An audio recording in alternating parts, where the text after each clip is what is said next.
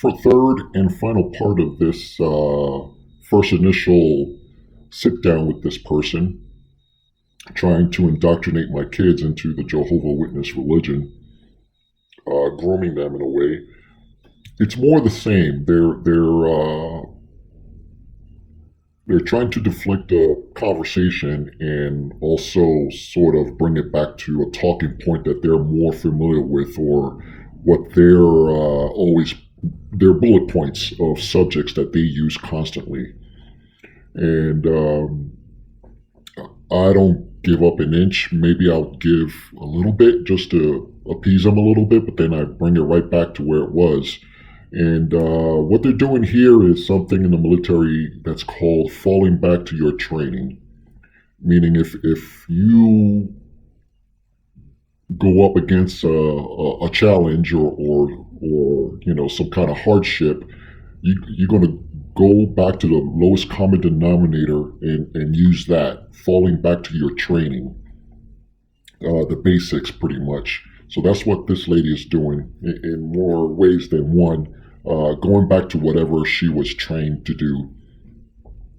And at the final of this whole thing, both this person and my wife kind of gang up on me and play the persecution card, saying that I only look at these things to find the falseness of it or the bad of it instead of looking at the good of it.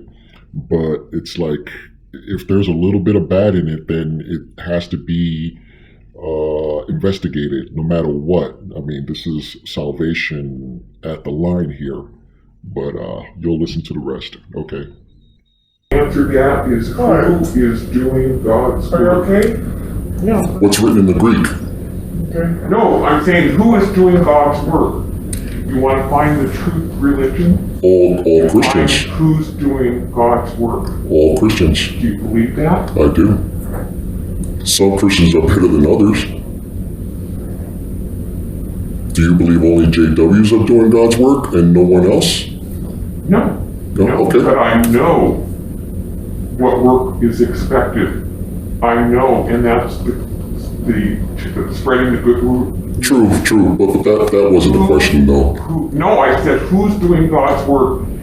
Did God say make churches? Make hospitals? That wasn't the original question. No, you asked me how would all these other churches be wrong? All these other Bibles be wrong, and Jehovah's Witness is only right, the only one that's right. And I'm saying to you, I would find out who is doing God's work. It's a lot more complicated than that, I believe. Yes, it is. Just like when Look it up in the Greek, that's all I can say. I mean, we all got the same Greek manuscripts as everyone else. Nobody's has a different Greek, scripture. I mean, the original, not the original, but the copies that are, in antiquity, those documents don't have the word other in it. It doesn't matter. It changes the whole meaning. The whole meaning is in the... Okay. We're going to go back to arguing, but debating. To disagree right now. Yeah. Are you searching? Searching for what? The answers. I have the Bible, the answer's there. Are you searching for answers? I'm looking for truth. Just keep knocking. Yeah, and it's being told to me by the Bible, right? But I feel like you're searching to prove other people wrong. No, actually searching for God. Not to prove other people's wrong. Me wrong. No, not to prove other people wrong, but to... because I feel like when you're like this, it takes spirituality away from the kids. They're not going to believe in God. They're not going to believe in the Bible. They're just going to be arguing with everything. And you take... No. And that's where I worry. No. It's to guard our hearts, to make sure that we're not being taken advantage of. What did Jesus mostly warn people about? Apostates. Yes. False teachers. false prophets. So in the Bible too, it also says, "Be like the Bereans." You know, I'm taking your word. You're telling me all this stuff. Tore the scriptures apart. Right. I'm listening to your presentation and everything. Then I go back and read it in the Bible to see if it's true. Also, there's another passage there that says, "Test all spirits." So that's the principles that I teach the kids: is test all spirits. Go back, listen, be courteous and everything, listen, but go back and read the scriptures to make sure it's true. You should have them read the Bible with you then. Yeah, they could, but you know how the kids are. I tell them verses every day. Righteousness is taught in the Bible, right? The Bible is there's a verse in there that says it's enough to show reproof, and I forget verbatim what it is. The Bible's enough to show righteousness to somebody, right? It's something like that. I don't remember righteousness, but it's everything that we need to teach. Right, it's in the Bible. Yeah. So that's what I'm taking. Every problem that the kids come up with me with, it's backed up by the Bible. I go with the verse and I show them in the verse, this is what it means. This is the guide that it shows you how to make your decision. If you don't believe me, I don't tell them to believe me. I say, if you don't believe me, go to the Bible and find out for yourself. Don't take my word for it. So those are the principles that I'm showing the kids. Not that to go against anybody or to go against you, but rather test you. Test everyone. Test the spirits, right? We should not let anyone read the Bible for us. That's for sure. Okay. Yeah.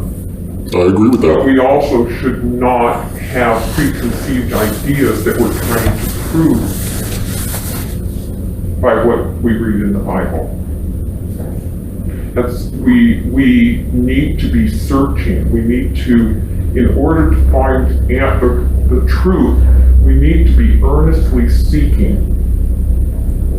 While guarding your hearts and protecting your heart from deception as well. Well, that's why. And the Bible has many examples of that. Yeah, that's why we read the Bible ourselves. Exactly. So we're in agreement here. Yeah. No, but that's it. It's just proving what's being told to us. Because remember the old story that I was telling you about how my mom was into what do you call it? You see, all these religions all around us, and they're all saying the same thing. They're all selling you salvation somehow, but there's always a gotcha from where they're coming from. So that's where I have this sort of heart-guarded thing to do your research and find out for yourself to see if it's true, like the Bereans. Well, they're very, very cautious and tore the book apart. Same here. Yeah.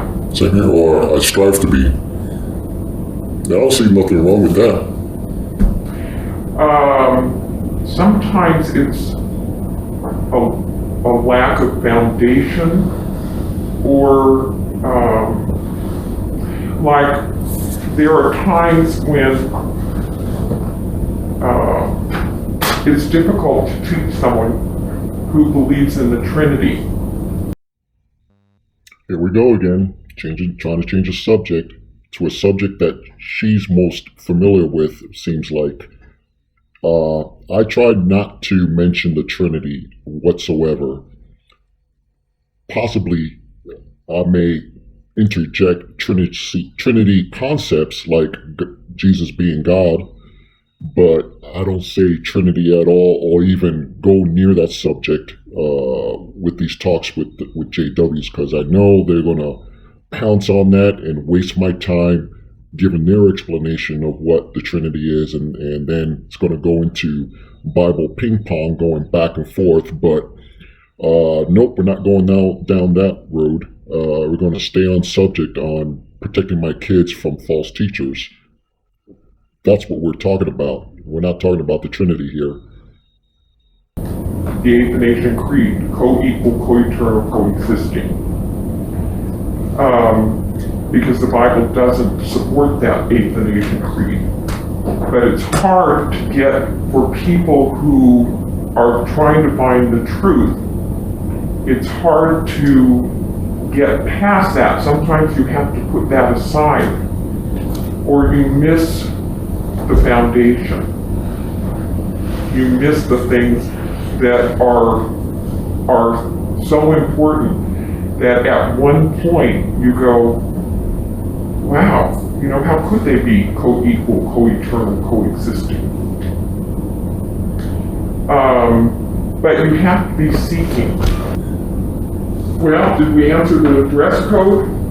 Or the black, not dress code, but the dress? Now there's a lot of other questions. Yeah, definitely. Next time around, I'd like to be here and have these discussions with all of y'all. Well, we've got 2 more questions that we'll talk about over the next few weeks. Does Monday work or Thursday? It doesn't matter. Okay. I think Monday's good. Okay. Well, I initially got bored. But you don't get out of school Till 3:30. Yeah, 3:30. I mean 3:10, but so like 4. Okay. Yeah. Is it okay to be at night time? Yeah. Okay. I guess you're pretty close by, so. Yes. Yeah. Okay. Well, nice meeting you. Nice meeting you. And nice spending time with you. And I hope I don't come off as hostile. Yeah, you do. No. It's the New York in me coming out. More like understanding. Sometimes we get caught up in minutia. Yeah. And you miss everything else. Mm-hmm. So, there are things that probably we're going to have to table for another time. Sure. Because there are spurious things that are in 22 Bibles on Bible Hub. Yeah.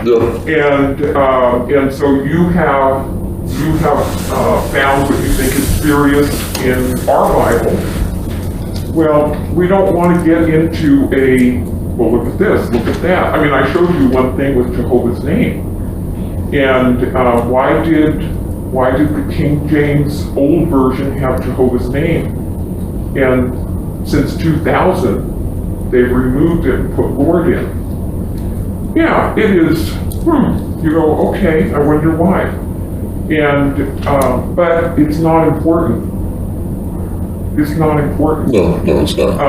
Because the principles of the Bible, and actually Jesus talked about the good news of the Bible more than any other topic when he was walking the earth. The good news of God's kingdom. And how many people tell you, when I talk to people of all religions, I'm the one that mentions God's kingdom. And they go, oh yeah. But I don't know exactly. I was 8 years. For context, I needed to sort of change her location, but she mentioned that she was a deacon at this certain church in our neighborhood for 8 years. So I'm just filling that in because it was too specific for me to have her explain it herself. And we never talked about God's kingdom. We talked about going to heaven. And there's something wrong. There's something wrong. And that's why we have to be seeking without prejudice. Seeking, yes, we want. It's hard to get away from some of the things. That's crazy, right? I never understood how the Trinity could be a possibility because there's nothing in the Bible that talks about 3 being Well, oh yeah, I don't know. That opened up another can of worms. It didn't make any sense. And here I'm a deacon at the church, and everybody stayed away from the Trinity. Well, you know what? Most churches